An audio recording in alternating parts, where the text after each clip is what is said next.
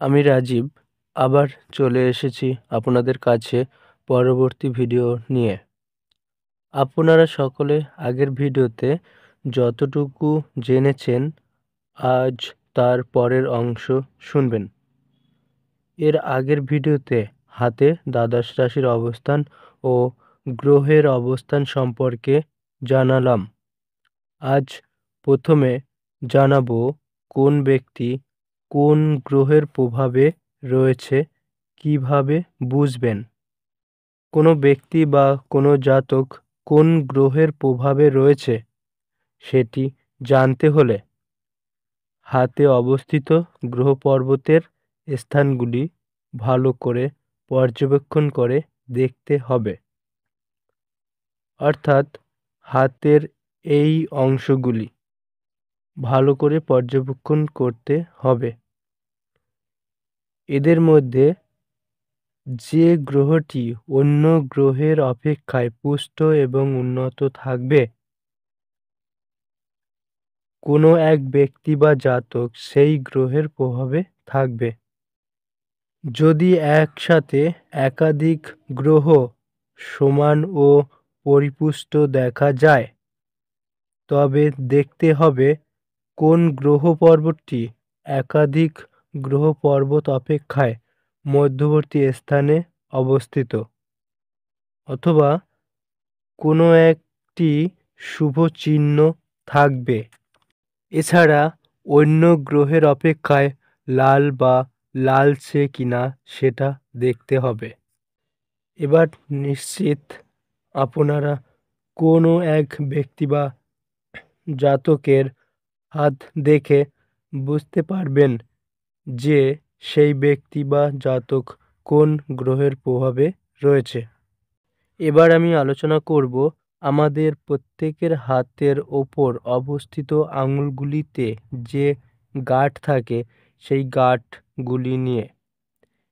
এই যে একটি হাতের ছবি দেখতে পাচ্ছেন ভিডিওতে, এখানে এই প্রত্যেকটি আঙুলকে যে অংশটির মাধ্যমে 3 ভাগে ভাগ করা হয়েছে সেই অংশগুলিকে গাঁট বলে। অর্থাৎ হাতের এই অংশগুলিকে গাঁট বলে। প্রতিটি ব্যক্তি বা জাতকের হাতের আঙুলে 2টি করে গাঁট বিদ্যমান।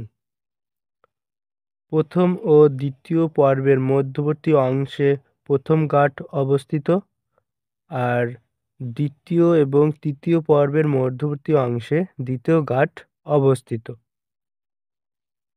যে সকল আঙুলের গাঁটগুলো প্রবর্ধিত পরিলক্ষিত হয় না সেই সকল আঙুলকে মসৃণ আঙুল বলে, এবং যে সকল আঙুলে গাঁট বা গাঁটদ্বয় প্রবর্ধিত পরিলক্ষিত হয় ওই সকল আঙুলকে গাঁটযুক্ত আঙুল বলে। এবার আমরা জানব এই যে বৃদ্ধাঙ্গুলিটি এর প্রথম ও দ্বিতীয় পর্ব সম্পর্কে। বৃদ্ধাঙ্গুলিটির প্রথম পর্ব ইচ্ছাশক্তি এবং দৃঢ়তার পরিচায়ক, আর বৃদ্ধাঙ্গুষ্ঠের দ্বিতীয় পর্ব যুক্তির প্রতীক। প্রথম পর্বটি যদি খুব বেশি বড় হয় তবে লোকটির ইচ্ছাশক্তি অত্যন্ত প্রবল হয়, কিন্তু দ্বিতীয় পর্বটি যদি একেবারেই ছোট হয় তবে ওই লোকটি যুক্তির ধার ধারবে না। তবে আপনারা সকলে একটি কথা মনে রাখবেন, একটি হাতকে বিচার করতে হলে শুধুমাত্র হাতের প্রধান অপ্রধান রেখাদির বিচার করলেই চলবে না, হাতের অন্যান্য দিকও বিচার করতে হবে। তবেই সঠিক সিদ্ধান্তে আসা সম্ভব হবে। এবার আমরা জানব আমাদের হাতের গ্রহ পর্বতের ওপর কোন চিহ্নগুলি শুভ চিহ্ন হিসাবে পরিলক্ষিত হয় এবং কোন চিহ্নগুলি অশুভ চিহ্ন হিসাবে পরিলক্ষিত হয়। প্রথমে আমরা জানব শুভ চিহ্নগুলি কি কি। যদি কোনো গ্রহের ওপর একটি বা দুটি অথবা তার অধিক কোনো রেখা ওপর নিচ বরাবর বিদ্যমান থাকে এবং তাতে যদি কোনো আড়াআড়ি দাগ কাটা না থাকে, তবে সেই চিহ্নটি ওই গ্রহের জন্য শুভ প্রভাব ইঙ্গিত করে। যেমন ধরুন এই চিহ্নগুলি রয়েছে, এই যে ভিডিওতে দেখতে পাচ্ছেন আপনারা। এছাড়া আরও যে চিহ্নগুলি রয়েছে, যেমন ত্রিভুজ, বৃত্ত, চতুর্ভুজ ও ত্রিশূল এবং তারকা চিহ্ন, এই যে সমস্ত চিহ্নগুলি যেগুলি ভিডিওতে আপনারা দেখতে পাচ্ছেন, এই ধরনের চিহ্ন যে কোনো গ্রহের শুভ প্রভাব ইঙ্গিত করে। এবার আমরা জানব কোন চিহ্নগুলি হাতে থাকলে সেগুলি অশুভ চিহ্ন হিসেবে পরিলক্ষিত হয়।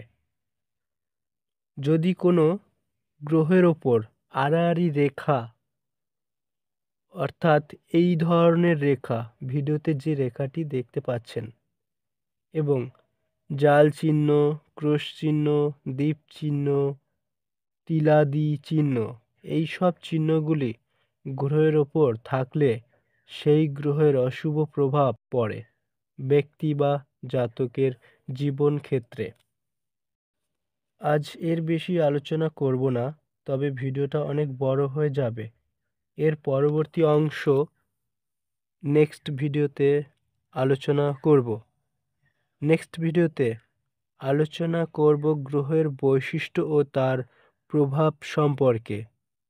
আজ ভিডিওটা এখানেই শেষ করলাম। পরবর্তী ভিডিও সবার আগে পাওয়ার জন্য আপনারা সকলে আমার চ্যানেলটি সাবস্ক্রাইব করে রাখুন এবং পাশাপাশি লাইক, শেয়ার ও কমেন্ট অবশ্য করবেন। নমস্কার।